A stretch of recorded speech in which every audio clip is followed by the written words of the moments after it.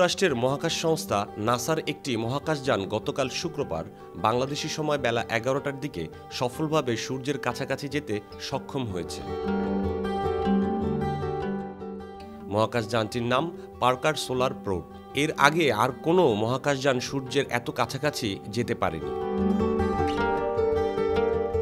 নাসার সূত্র অনুযায়ী প্রবটি একটি আলোক সংকেত যুক্তরাষ্ট্রের মেরিল্যান্ড অঙ্গরাজ্যের লরেল শহরে ফিজিক্স ল্যাবরেটরি এপিএলে এসে পৌঁছেছে। এখান থেকেই প্রবটিকে পরিচালনা করা হচ্ছে। পার্কার সোলার প্রব ঘন্টায় প্রায় ৪,৩০,০০০ মাইল গতিতে গত মঙ্গলবার ২৪শে ডিসেম্বর সূর্যের দিকে ছুটতে শুরু করে। এ সময়ে প্রবটিকে সর্বোচ্চ ১,৮০০ ফ্যারেনহাইট এবং ৯৮০ ডিগ্রি সেলসিয়াস পর্যন্ত তাপমাত্রা সহ্য করতে হয়। এসব প্রতিকূলতা পাড়ি দিয়ে অবশেষে তা বাংলাদেশি সময়ে গতকাল ১১টার দিকে সূর্যপৃষ্ঠ থেকে প্রায় ৩৮ লক্ষ মাইল কাছাকাছি পৌঁছাতে সক্ষম হয়।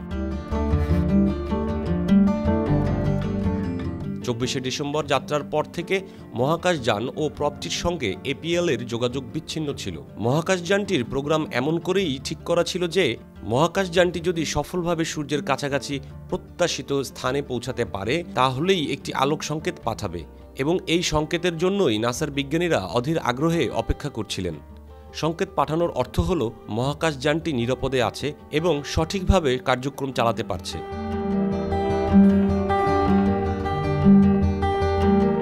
আগামী ১ জানুয়ারি মহাকাশযানটি নিজের সর্বশেষ অবস্থান সম্পর্কে বিস্তারিত তথ্য পাঠাবে বলে আশা করা হচ্ছে। পার্কার সোলার প্রব সূর্যের এতটা কাছাকাছি যাওয়ার ফলে এই নক্ষত্র সম্পর্কে নতুন তথ্য জানা যাবে বলে আশা করা হচ্ছে।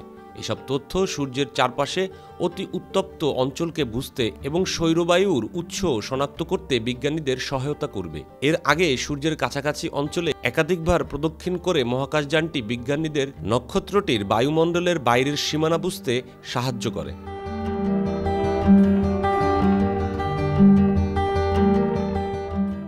এটাও বলে রাখা ভালো, এই প্রথম কোনো মহাকাশযান সূর্যের এত কাছাকাছি যেতে সক্ষম হলো।